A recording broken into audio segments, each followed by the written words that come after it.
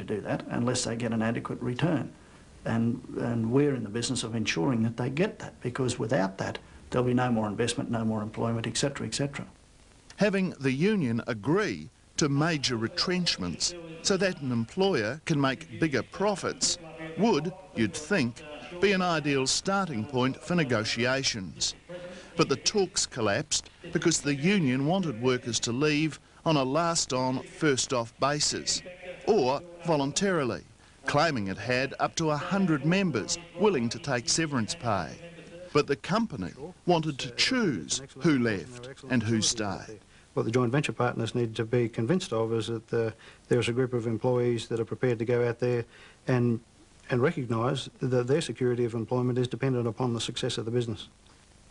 ARCO claimed the mine's economic success hinged on having the right people working there. The unions sniffed a plot to introduce individual workplace agreements and weaken its influence. Why shouldn't an employer be able to pick and choose who they want on their work site? Well, it becomes an extremely difficult exercise because the criteria, how do you set a fair criteria that does that? What's fairness got to do with it? It's business. Well, it has a bit to do with my business because, you know, I represent employees who want to see that things are done fairly. The argument remained deadlocked until ARCO took the extraordinary step of closing the mine and sacking all 312 workers. That and subsequent events have proved a PR disaster, doing little to enhance the company's image, which in labour circles is already tainted. The union in the United States, which we have a very good relationship, the United Mine Workers of America, said that it is one of the worst employers in the United States. None of ARCO's US coal mines are unionised. It has a reputation for union busting, leading to allegations that that's the intention here, that if it reopens, it will only hire non-union labour.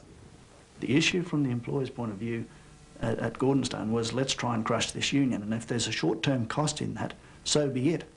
I do not see any of the actions being taken nor any of the strategies being developed around union busting. Your company has made it pretty plain to everybody that anyone who has been involved in this union activity when the mine opens won't have a job.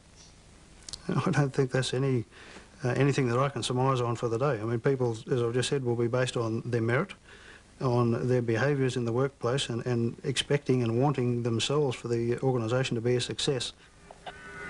An alternative to reopening the mine is to sell it, and the joint venture partners are accepting offers. Surprisingly, sacking the workforce has become a selling point.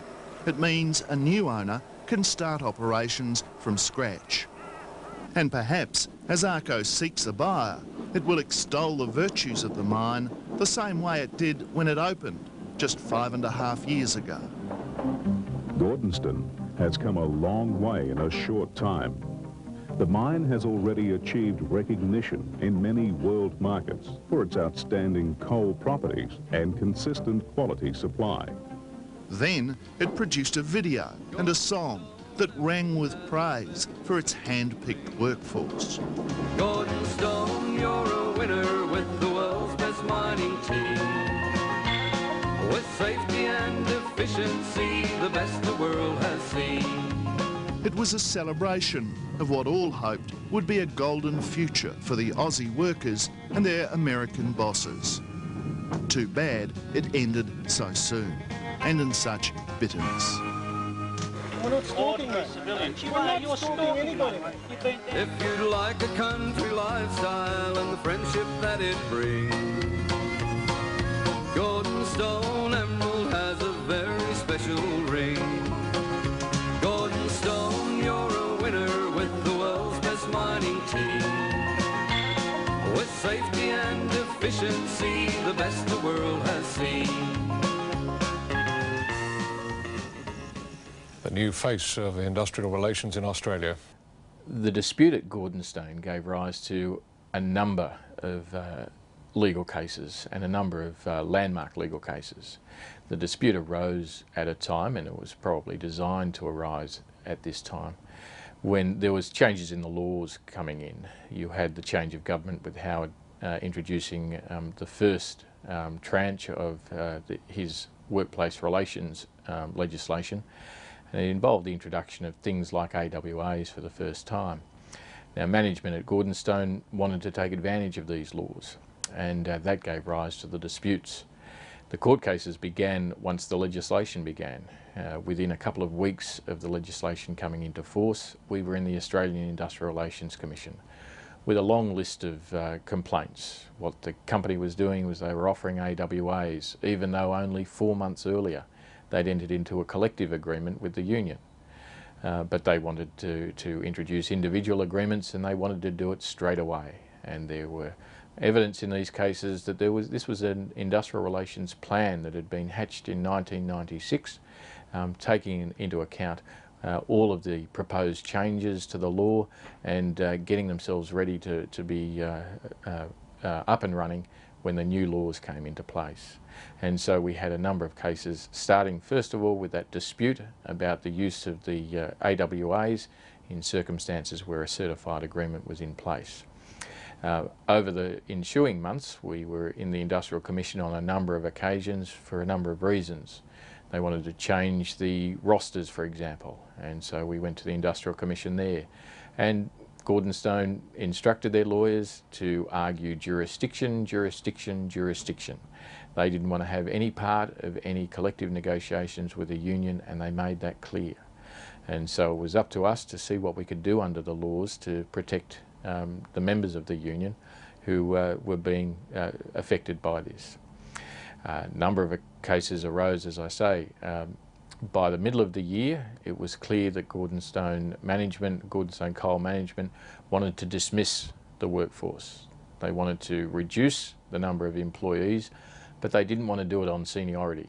They didn't want to do it under their certified agreement. They'd agreed in August the year before that they would do this by seniority. By June of 1997, they no longer wanted to be bound by their word. They no longer wanted to apply that agreement. And so they started encouraging people to apply for their jobs so that they could choose based on merit rather than on seniority. So we were in the Industrial Commission about that as well. That ended with a plot by Gordonstone Coal Management that they'd sack the entire workforce, because they thought if they sacked everybody, that meant that they applied seniority. They were sacking the most junior to the most senior, so everybody had to go and seniority was being applied. But they wanted to open again and call the mine the new Gordonstone mine. Now that gave rise to the first order under a new section of the Act, Section 170 GA it was at the time. And this was an order that they consult with the union about their retrenchments. They wanted to sack everyone at the end of June. We got into the commission before they had that opportunity, and an order was made that they not sack, and they sack the workers, and they sit down, they consult with the union. In the event, that consultation went on as best it could in the circumstances where the company was hell-bent on ensuring that they applied what they considered to be merit considerations. And they eventually sacked everyone again on the 1st of October.